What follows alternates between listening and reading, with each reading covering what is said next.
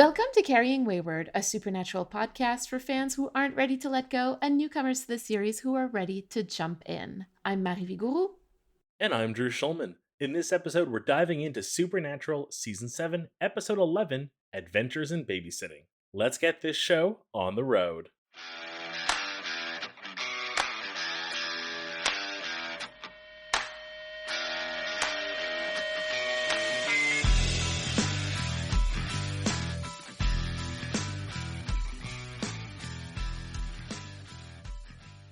We have such an exciting announcement today. We have our most amazing event yet. Coming up on December 16th, it's a baking competition. It's going to be a live stream. It's a fundraiser. It's Carrying Wayward's very own Baking for the Archives. Oh my god, honestly, Drew, I am so excited about this. I've been bursting at the seams to be able to talk about it finally. And so the day is today. Happy December, everybody. So just for a little bit of background, what is the Archives? The Archives is actually one of the largest independent LGBTQ2 plus archives in the world and the only archive in Canada with a mandate to specifically collect queer archival material at a national level. Their mandate is first to acquire, preserve, organize, and give public access to information and materials in any medium by and about LGBTQ2 plus people, primarily produced in or concerning Canada. And the second part of their mandate is to maintain a research library, international research files, and an international collection of LGBTQ2 plus periodicals. So the work that they do is so important, and we really wanted to be able to support that. So Mary and I are challenging each other to a festive baking competition, which will be live streaming on our YouTube on December 16th from 1 to 4 p.m. Eastern Time. We'll be posting all the details on carryingwayward.com, so make sure to head over there and get an early start. Go subscribe to our YouTube channel so you don't forget. There's going to be more details on the website. We're going to be giving you more details next week. I just want to say that I am very excited to be able to beat Drew in a baking competition. Them's fighting words, girl. It'll be so much fun. Come and hang out with us on December 16th.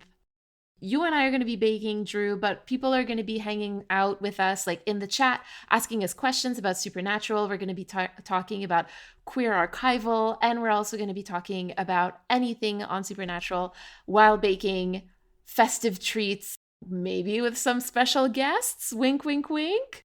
It's going to be a perfect December afternoon. I've already picked out a sweater for it. So, getting back to our usual announcements, this week we'd like to shout out Bubble Sis Hardcore and do for the lovely reviews they left on Apple Podcasts. We really appreciate it, and it does help so much. Thanks, guys. Okay, so what did we think of this episode, Drew? I really have a heartfelt spot in me for time title cards. Is that a weird thing to say? Time title cards? What do you mean by that? This episode starts with the whole the 1 week and then 2 weeks later and 3 weeks later. It brought something to me, and the only example I can think of where I've seen it before and I feel works so well is The Shining, of all places. Oh. No relation to this scene. I'm not tying anything together. But I think it does something to storytelling where it's that fade to black, time has passed, new scene. It really did well to encapsulate what we needed to feel in this moment. That first little montage in the beginning is really quite powerful. And it says a lot, actually. It shows a lot without telling us a lot, which I really appreciate. It's the kind of storytelling that I really appreciate when Supernatural is able to do. What it was trying to do, which to me was get across the emotions and how they're feeling and how they're coping in such a brief period of time, was done so well, and I got it immediately. Are we ready for the recap? I'm ready. Count me down. 3, 2, 1, go. This week we have the boys obviously reeling with the loss of Bobby. We get this really heartfelt opening where we kind of see how they're dealing with it and how time passes for them. Ultimately, we get down to Sam, who is trying his best to move forward and be good and figure out what the next steps look like. And Dean, who is just all about finding Dick and getting revenge, which honestly, I kind of get.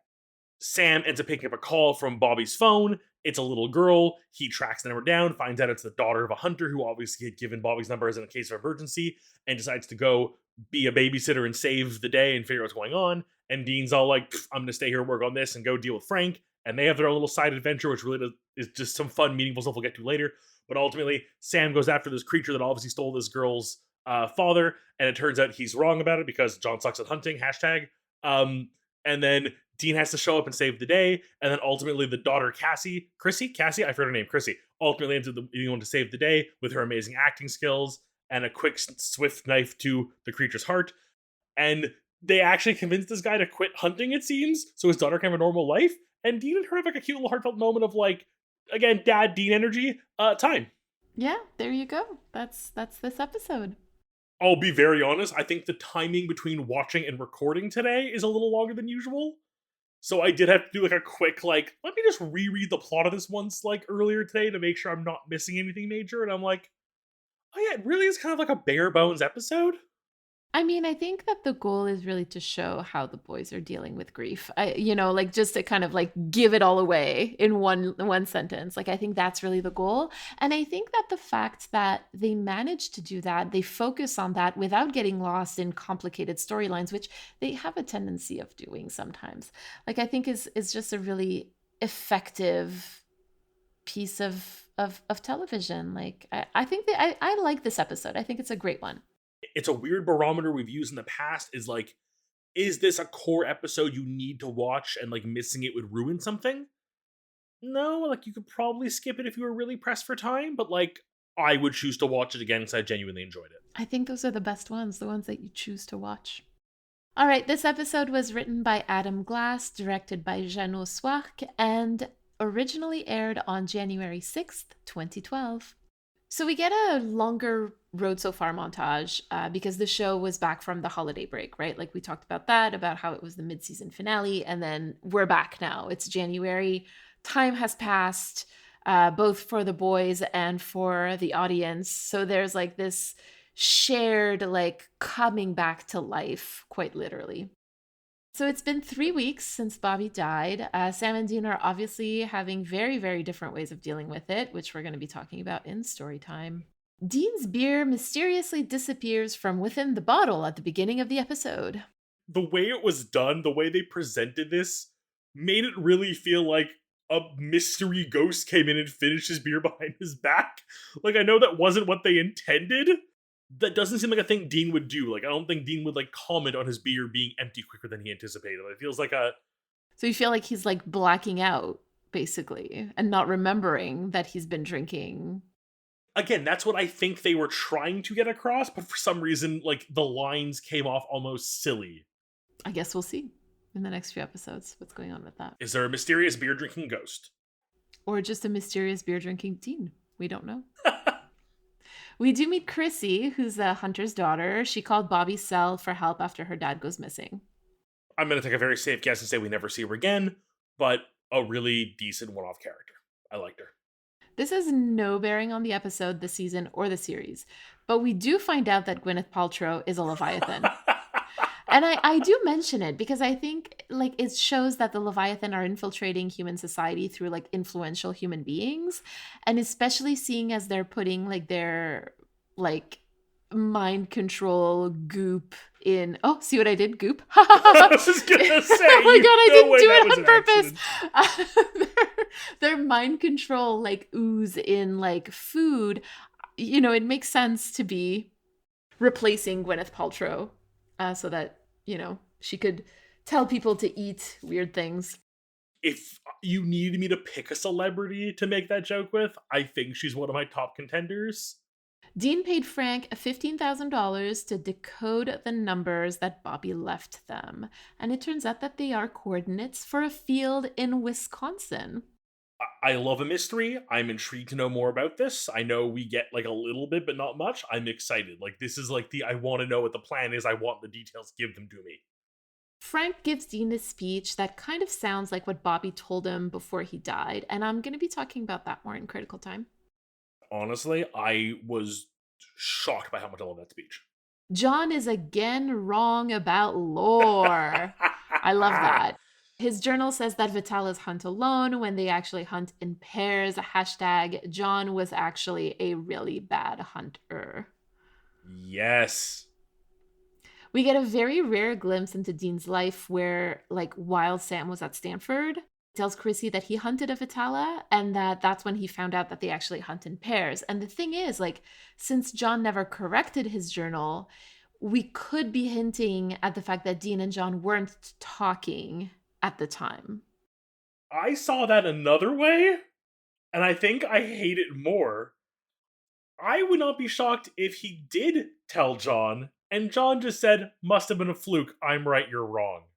I have so many thoughts about like that time period because there's very little actual canon information about it. And so it opens up all of these possibilities that are more heartbreaking than the next one.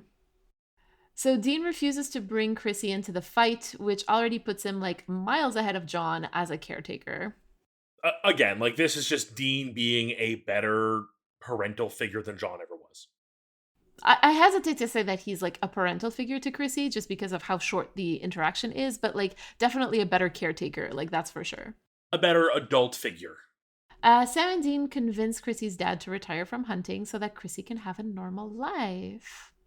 I'm just chalking this up as one of the best wins we've had in a long, bloody time. And I truly, like, again, assumptions aside, I don't think we're ever going to see these two again. I am choosing to believe that they go off and have the best happy life, father daughter. They open up a cute shop together, and there's never another issue in their life, and they live happily ever after. That sounds so lovely. And this is when you secretly reveal that in season 12, they show up again, and she's turned into a Mothman, and he had to kill her. Why did I go with Mothman of all things? Oh my god, Drew, you have no idea. Oh, do we get a Mothman arc? That'd be great. Maybe. We get weirder things, let me tell you. Only have the title of the episode. I'm still waiting for Pac-Man Fever, whatever the hell that's about. Oh, you're gonna love that one. There is a famous haunted arcade cabinet, and allegedly it doesn't show up in the show. So what the hell could it be? Anyways, we'll get there eventually.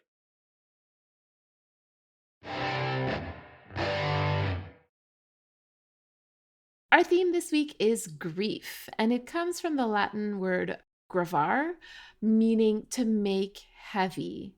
I just feel like I don't think I've ever heard a better definition of grief in my life because like grief really does feel like a weight on your shoulders or like in your chest or on your chest. And when you think about it that way, it makes a lot of sense, like that we would find it really difficult to move on or even to move at all when we're experiencing grief because everything just feels so heavy.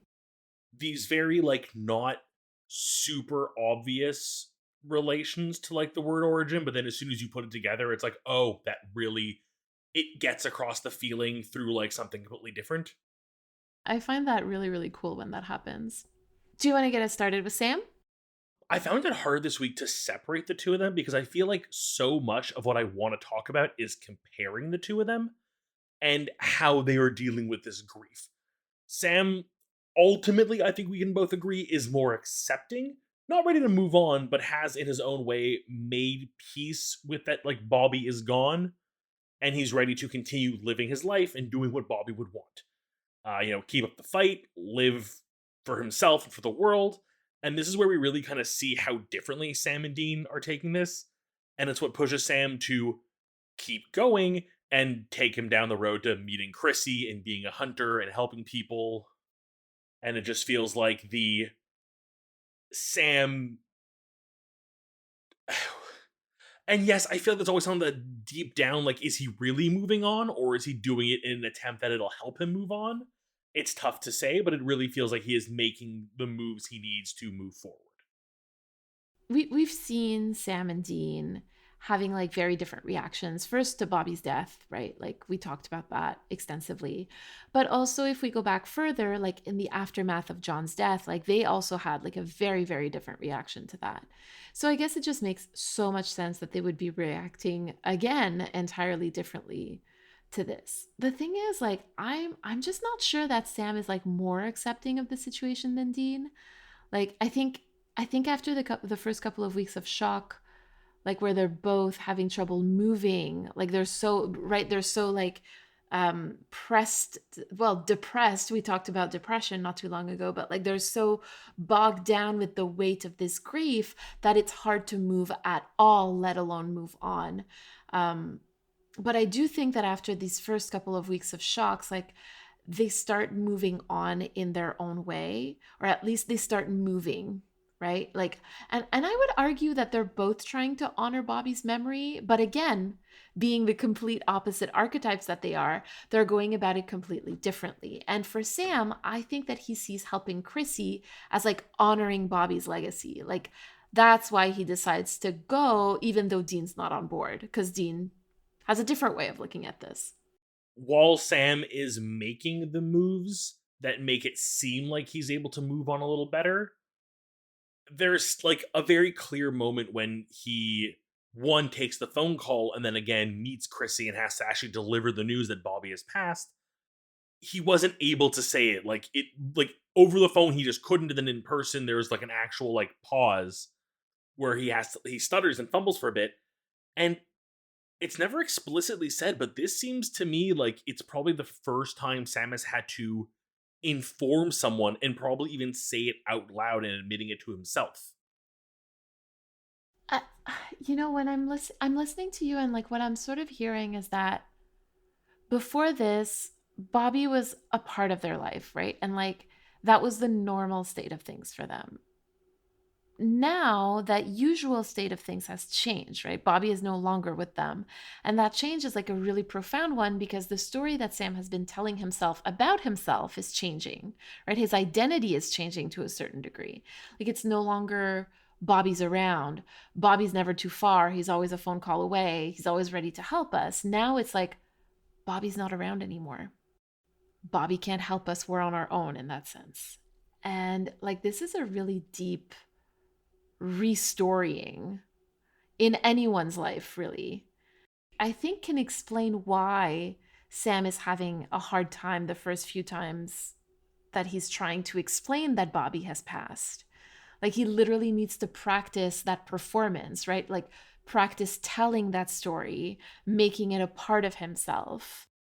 And I don't know, I find that so incredibly relatable, like after the loss of someone. Oh, it also just made me realize something I need to just say, and that is he is now effectively filling in the Bobby role for someone else.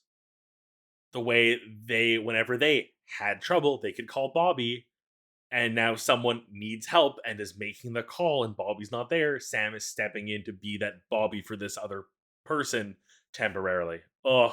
And again, I think that that is how Sam views honoring Bobby's legacy. That's what he wants to do.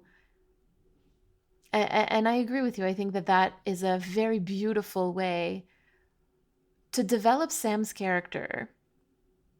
And I do wish that they had leaned more into that because sadly they don't. But I wish they had, frankly. So my last point with Sam then actually kind of like really comes full circle nicely, where like you're right. I think taking this case and I think even by extension working it alone is kind of like a coping mechanism for him with his grief. He knows is what Bobby would have wanted, so it's like honoring his memory to keep up the fight and to do good. But he also kind of rushes in alone and even makes mistakes, albeit they are John's errors first, but it's still Sam trusting John versus doing his own research. Topic for another day. Sam is doing what we've seen Dean do in the past and use the job as a coping mechanism.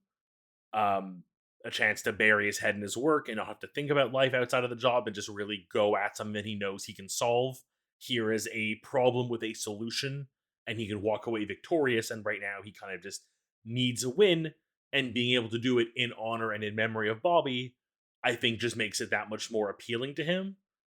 And again, as much as I've said, yes, the error was clearly John's poor information that Sam is working off of, it also, I think, feels to me like this is Sam's head isn't clear. He needed to get out of that cabin, right? Like he no longer wanted to feel, or he needed to no longer feel the way that he was feeling. And like one way to make it pass, or at least to kind of like to not think about Bobby's death for at least a little bit is to kind of go back to your routine in those moments, right? Like, and I think for Sam, for both of them really, like the routine is the job. Like hunting is the routine. And it like keeps Sam moving, like literally despite the weight, instead of just being completely immobile, like in that cabin, stuck underneath all that grief. Also, I just feel like 3 weeks in a cabin with Dean, who's in like fervorous, like hunter, like revenge mode and drinking, probably skipping some showers too. I imagine the smell and there's no good, and Sam needed out of that too. Just personal headcanon. There you go. I think that it's that idea of like getting a momentum going again, like to be able to kind of like, because when you're again just thinking about like heaviness, when the heavier you are, the harder it is to move, like just physics wise, right? And so like emotionally, the heavier you are emotionally, the harder it is to just like engage with other stuff, with other people, with like the outside world. And so it's, I don't know, I find that so relatable. I'm like, ah, yes. If I may move to Dean, I feel like his grief is a bit more like on the table and easier to see. I feel like the very like out of place but well done like 1 week then 2 week title cards do so much more to tell Dean's story here. Unlike Sam, who, as I said before, is kind of looking to move forward and like work through it, Dean is facing his grief like it's a brick wall and he is a locomotive and is just going to go full steam ahead into it. And right now, all Dean can see is that someone took Bobby from him and Cass, and he will stop at nothing to get his revenge. Like, he has, like, this is like full on, like, I have your picture with the eyes X'd out and on a dartboard in my office vibes. I wonder, or at least I think that the writers have an easier time writing Dean than writing Sam. Or maybe, and I'm not sure how much of that is true, but like maybe it's just Dean's grief that's just more easily relatable or easily recognizable than Sam's for the audience. Maybe it's a little bit of both. I'm not sure. But either way, like I fully agree with what you're saying. Like when you, especially when you're saying that Dean is like facing grief like a brick wall, like he is literally facing a wall, right? Like in the episode, it's a wall full of like notes about Dick Roman and the numbers that he's trying to figure out. His dick wall, right. It's his dick wall, exactly. All his dick pics are on that wall. It's the dick pic wall. Mm. I love that we can have this in the middle of the show. God damn it, I hate this man so much. I love that you were really, really quiet there for a second. I got the visual, but people didn't. I know you were laughing. Oh, I was, yeah. No, there was a lot of, it was that very silent, breathy laughter. Yeah, sorry. there you go. There you go. Just so that people don't think that I've offended you somehow. No, I will never be offended by a dick wall. How do I walk out of this one now? So he's got his wall full of notes about Dick Roman and the numbers that he's trying to figure out. And I think that like doing that is Dean's way of honoring Bobby's memory and his legacy. Like, because to him, again, and he says, like, that's a line on the show, Bobby died getting us those numbers. And so for him, the best way to honor him is to finish what he couldn't. And it's weird because as I'm saying this, like, I'm kind of realizing that, like, Sam seems to want to honor the way that Bobby lived, and Dean wants to honor the way that Bobby died. Ooh, I like that. Again, like, one, I agree. I think there is something, and I don't know if it's the way that Dean is written versus the way Dean has a little bit more, like, history to him, like, they have a better understanding of him as a writing team, or if coincidentally we're just in a scenario where Dean is getting the more easier to understand, easier to visually connect with version of grief in this case. Like, it makes more sense that given these two ways of handling grief, Sam and Dean are given these two. But is this just an easier way to write grief in general? Again, that can be debated for hours, but I think it fits Dean really well. But this thought though that Sam is going off of like the memory of Bobby and like what he would have done when he was alive versus Dean doing finishing his work now that he is gone. Oh, I love that. And I want to stress that both of these are expressions of love. I think that's so important to remember. Oh, 100%. I don't think either one's wrong. No, exactly. So we also get this episode, I know you touch on in the long game, and I really didn't expect it, was this like emotional moment between Dean and Frank. Like, not only had I kind of more or less written off Frank having any real backstory, but that he'd be able to like dole out such an interesting and like emotional moment with Dean and like share this advice with him. And like as you said, you plan to discuss it, so I don't want to step on your toes. But I did find it to be a very powerful speech, and I look forward to Critical Time. Like, genuinely want to hear more about this from you. Yeah, I mean, I am going to be talking about it more later, because I also find this moment quite fascinating. But I do want to mention that I recently listened back to our episode on how to make friends and alienate monsters, and it kicked me in the teeth that like our conversation was basically about how when Bobby gave Dean the speech about like getting a case of the Anne Sextons, like we mentioned that maybe the better advice or the more gentle advice, I should say, would have been to tell him to maybe step away until he felt better, which is the first thing that Frank does. Like the first thing that he does is actually to tell Dean to quit or he's going to drive himself into the ground. And I wanted to point that out because we had said that we wish that that had been said and now it's been said. So Again, this entire moment came like so out of left field for me, but was so powerful. So we do see in Dean, though, despite his singular focus on the demise of Dick Roman, which again I'm fully rooting for and I want to see happen, and I'm going to be sitting here with popcorn and a big like that big foam finger glove when it does. When he is faced with what feels like a regular day to day rescue Sam, protect an innocent child, kill some monsters, normal stuff. Um, he's like surprisingly able to flip into classic Dean the Hunter mode, and I'm not sure if he would have been this capable of doing that and going into this mm, like save the day mode had he not had that talk with Frank. But it does let us know that like Dean is still Dean. Like we still have our Dean. We haven't lost him. This isn't like a new Dean who has changed completely. This is just a Dean who now has like a goal in mind, but when push comes to shove, can still be the Dean we know and love. He is not lost to us. the thing is, Dean goes on the hunt because he understands that like Sam was taken by the Vitalas, right? Like, and so his hand is kind of forced in that sense, at least a little bit. And same goes with dealing with Chrissy. Like he's not on board, but he's doing it anyway because he doesn't have a choice at this point. And I think that like going on this hunt is going to be doing two things for him. One, it's going to make him realize that he still has things to lose, right? Like he still has stuff to live for. And that despite how he feels right now, that he actually still cares about a lot of stuff that are happening on this earth, which again, I'm going to be talking about in Critical Time. But it also highlights that, like, in grief, we need community.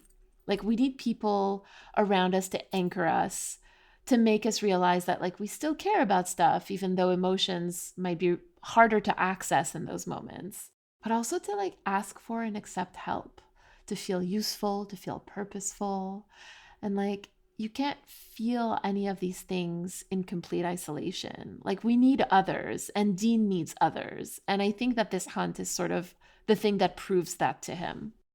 It's a really good moment for the audience, for us, to be reminded that Dean is still the Dean we know and love. Like, I feel like we've seen the show do this where they've taken a character and transformed them. These have generally been a lot more extreme, like Cass when he thinks he's becomes basically God. When I would even say when Bobby is in the wheelchair and feels like he's not good enough. Soulless Sam and even Demon Blood Sam, like we've seen characters go through transformations where they have like lost their self in a sense. And I think seeing Dean, yes, it's push come to shove, he's doing this to save Sam, otherwise he would have let Sam go on his adventure alone. But it shows that our Dean is still there. We have not lost him, which I think is the big thing here. And you're right, he needs other people. He needs connections, and that's what we're seeing is he has not gotten to a point where he is cutting himself off to get to his ends. Which then brings us to a bit of an elephant in the room, which you foreshadowed. Actually, we both foreshadowed, but I didn't know it was a foreshadowing till now. Is his drinking and the disappearing beer, and it just shows how hard he's hitting the bottle, and not just since Bobby. Like we've kind of been seeing the drinking all season, and this is sort of just elevated to a new level since the loss.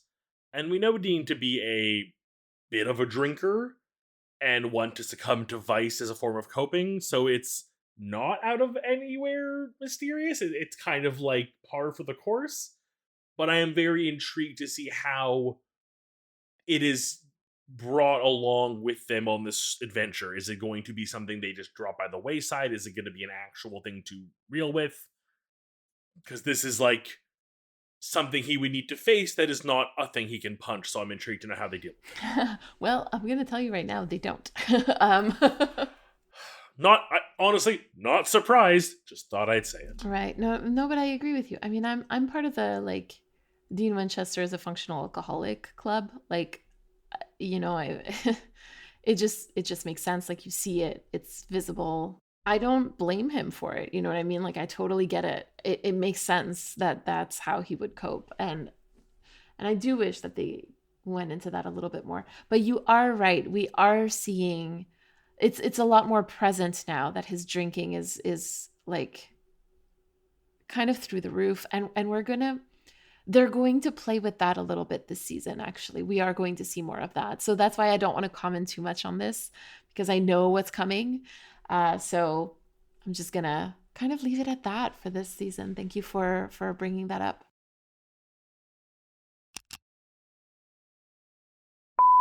Hey, this is a message for John. I found your number and a copy of your notes. You suck. Seriously?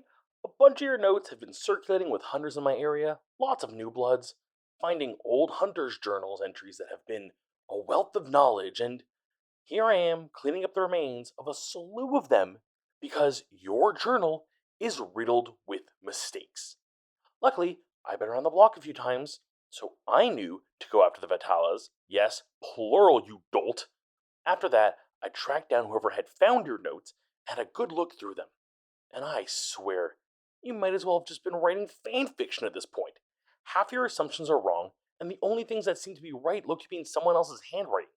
Clearly, you had someone smarter than you lending you a hand, but you sure as shit didn't let them go over your homework. I mean, for shit's sake, you have a section on vampires with large print subheading declaring them wiped out?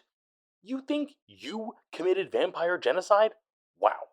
Not only are you terrible and wrong, but you have an ego that can crush both Vitalas the next time you have to fight a proper pair.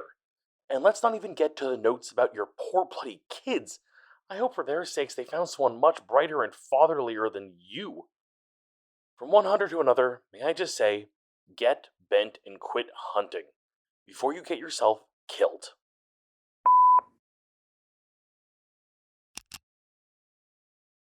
This episode brings us another older hunter trying to tell Dean that, like, if he continues the way that he's going right now, he's going to get himself killed. So, the first time that we get this kind of speech is in 709, How to Win Friends and Influence Monsters. And it's Bobby who says, "You're a hunter, meaning you're whatever the job you're doing today. Now, you get a case of the Sextons, something's going to come up behind you and rip your fool head off. Now, you find your reasons to get back in the game. I don't care if it's love or spite or a $10 bet." And in today's episode, we have Frank who tells him, "You're going to drive yourself into the ground. You want to keep going? Decide to be fine until the end of the week. Make yourself smile because you're alive and that's your job. And then do it again the next week. I call it being professional. Do it right with a smile or don't do it." And so we've got both Bobby and Frank who are warning Dean that, like, he's at a dangerous crossroads. And if he doesn't change, he's going to die on the job. And the thing is, we know that hunters don't live very long, right? And these are two older hunters who are telling him this. So these are people who have survived through these moments that Dean is going through. And they're both telling him that if he continues, he's going to die. And it almost happens, actually. Like, had Chrissy not intervened, he and Sam would have been killed by the Vitalas. Now, of course, Chrissy plays like a more important role in like almost getting them caught and whatever. But when we think about it, maybe Dean just shouldn't have brought her to even just to the site, right? Like, just, she had memorized it, but still, like, he could have been like, well, I'm not going anywhere until you're telling me where you're going, and your dad's gonna die, like, just put pressure on her, like, don't bring her into the battle. But anyway, whatever. And the thing is that both of these speeches sort of happen like after the loss of somebody that he loves. Like, Bobby talks to him after Cass dies, and Frank talks to him after Bobby dies. And I think that the close call with the Vitalas is a really hard wake-up call for Dean, because in that moment, there's like a series of really quick cuts between the Vitalas who are about to kill Chrissy and close-ups of Dean's face while one of the Vitalas says to Chrissy, "He can't help you, no one can." And like, realistically, that line is really meant to show how helpless Dean is, or how helpless Dean feels, like not only in this specific moment, but overall this season. And obviously, like in this episode, they all make it out alive. Like, they all needed a win and they all get it, which is really quite lovely. Definitely wonderful. But the reason that I say that it was a wake-up call for Dean is that like at the very end of the episode, we see him driving the Impala.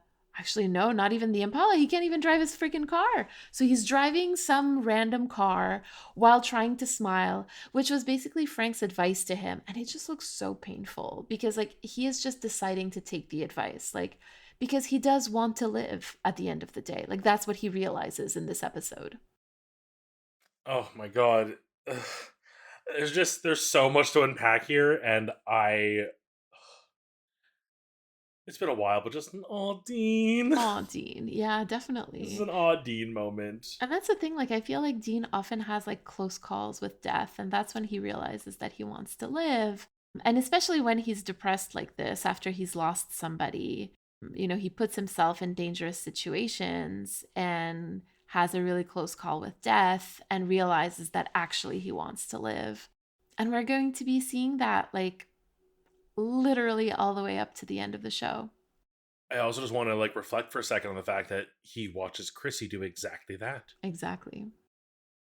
And I think just seeing that in someone so young with like a future ahead of them, I think really hits him hard. And I think it really reflects a little bit at the end there, his convincing the dad to quit.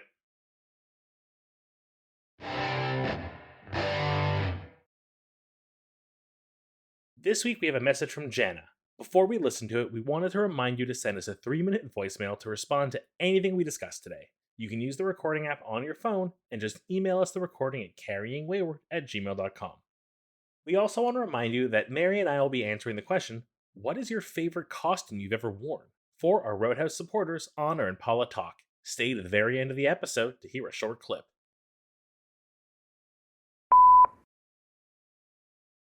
Hi, Drew and Marie. It's Jana from Seattle, and I'm calling to talk to you about your coverage of The Third Man.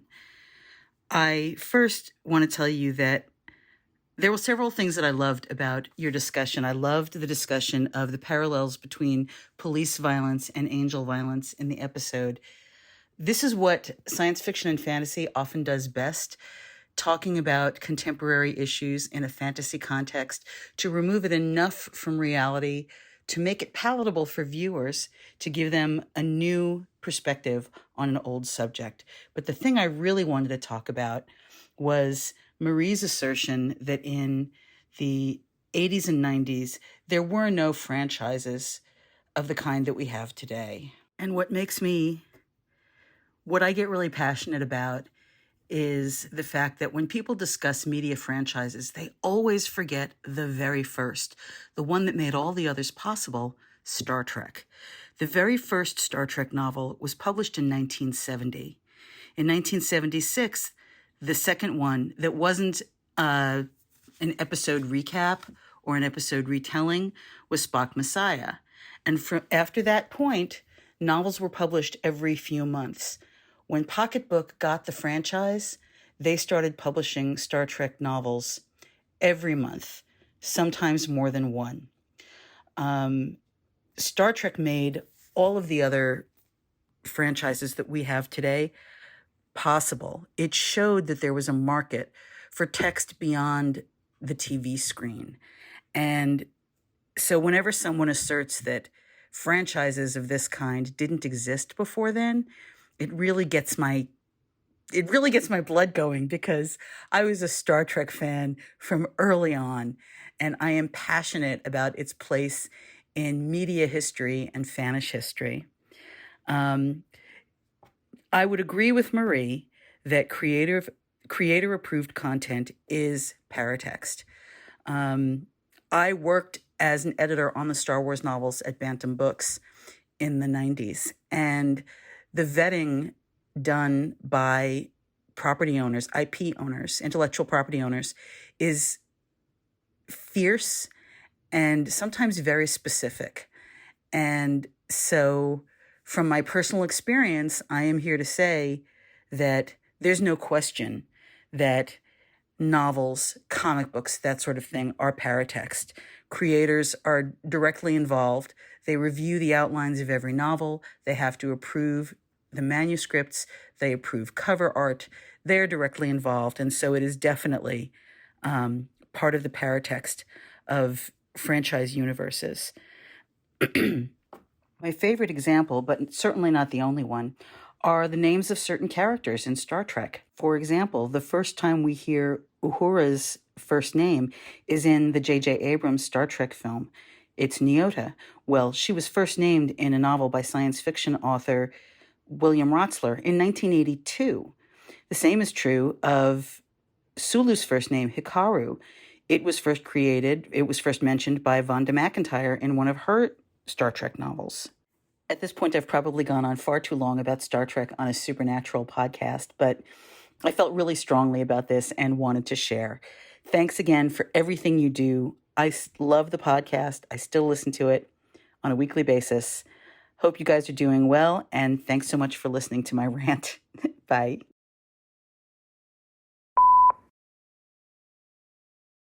Jenna, thank you so much for this message. You talked about how I said that there were no franchises like that in the 90s. Immediately, there were two things that came to mind, and I was like, Star Trek and the X-Files. And I'm like, of course I forgot about those. Because frankly, like so I'm 35 years old, which kind of places me just a little too late for these two pieces of media. And I would have technically known about them through my parents, but my parents didn't watch Star Trek and they didn't watch the X-Files. My dad was big into Star Wars, and so that's how I know about that. But I am very unfamiliar with Star Trek and quite unfamiliar with the X-Files. And that's actually something that I plan on remedying too. So thank you for pointing that out and for giving us like so much insider info about like how those books were published. I really appreciate that. That's really fascinating. If you haven't heard by now, the Monster of the Week boys are doing a podcast on the X-Files, and that's something that I plan on listening to and watching the episodes. And then eventually I will go back, and I do want to watch Star Trek and educate myself about that, because I know, like you said, they have that franchise has had such a deep impact on fandom the way that it is today.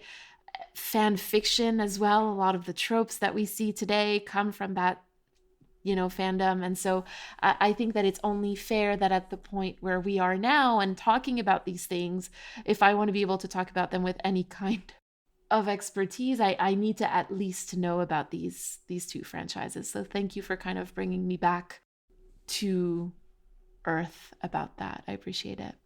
This was such a cool voicemail. Thank you so much, Jana. First of all, the fact you worked in the publishing world and worked with Star Wars novels to me is like, I just want to sit here and talk about that for hours with you. Especially given how they threw out the canon, and there was a whole shebang with that, and some of the old Star Trek comics and like novels and novel like short stories are so amazing. I've said this before, and I'm going to use this as kind of a jumping off point, how as we get these types of franchises and fandoms, they almost like roll out the red carpet for a next generation of content to kind of fill the void they've left. And they always tend to go a little further. Like, I've often used the example of like those children cartoons, the Steven Universe, the Adventure Time, those types of shows, and how they've been able to get a lot more progressive and open and touch on more mature subjects and just be able to branch out more. And I feel like with each passing generation of content and media, we get better representation, more open dialogue, and it's amazing to think that you're right. Like one of the earliest examples of this in TV is Star Trek, and that show was so powerful and so influential in a lot of those ways. So, like you, Mary, I have not actually followed Star Trek. It's a weird like blip on the like nerd badge I wear. My uncle was a huge fan. My brother just started watching it, so I know it's on my like horizon. I'm actually playing some Star Wars catch up right now with some of the more in between stuff. Um, but all that to say, like, it's thanks to these types of shows. Like, even if, like, I think we are very clear how critical you and I are of Supernatural for its failings. Um,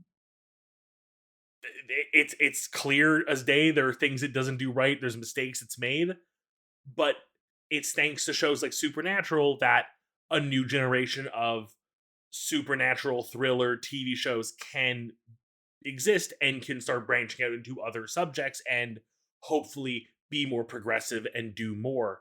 And all of that leads back to the beginning of fandoms with things as early as Star Trek. And just gonna say, early 60s Doctor Who started too. So there's always been progressive sci-fi out there. Yeah, absolutely. So thank you, Jana, for this amazing message, and thank you, Lucille Ball, for Star Trek.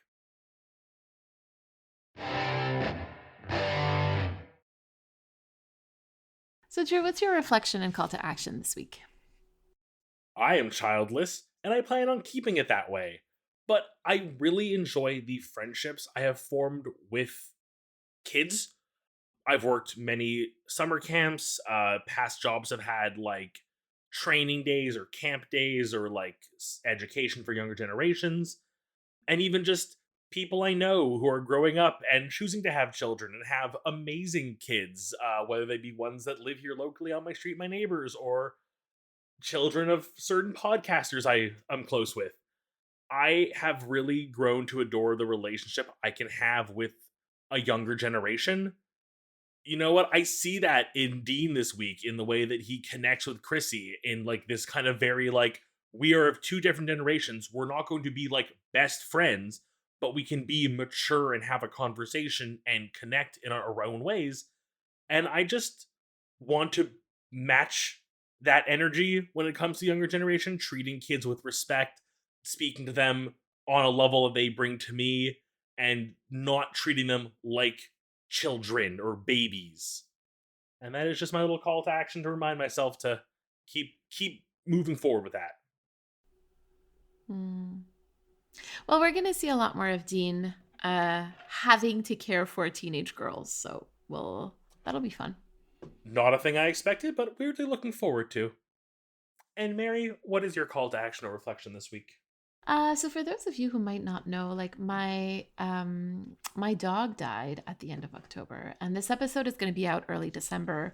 But right now, as we're recording, it's about mid-November, and it's only been a few weeks, and like I'm definitely feeling the grief. And one thing that I definitely felt, especially at the beginning, was like trying to find that balance between like retreating into myself and staying on the covers and crying and like just feeling the weight of that loss, and also getting the stuff done that like I needed to do in order to keep living, like making food or getting work done or brushing my teeth, that kind of stuff. And I guess that like this episode makes me feel called to like give myself some grace over how I dealt with trying to balance that at the time.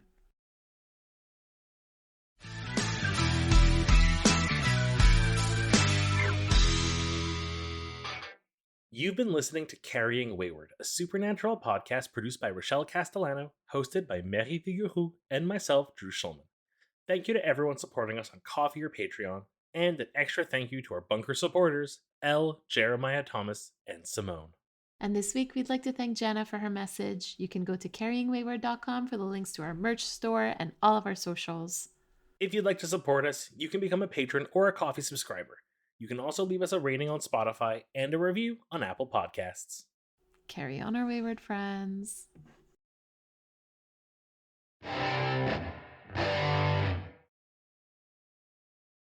Such a weird thing to say. My father is not a very artistic person, but he got really good at like copying something. Like if you said like an example, like if for eons in my childhood we had these like huge like figure it was like big brown rolls of paper you'd roll out kind of thing, just like almost like a tapestry of those in my basement with these like huge beautiful drawings of all the Sesame Street characters. And it's just because he was really good at being able to like one-to-one copy something like really well.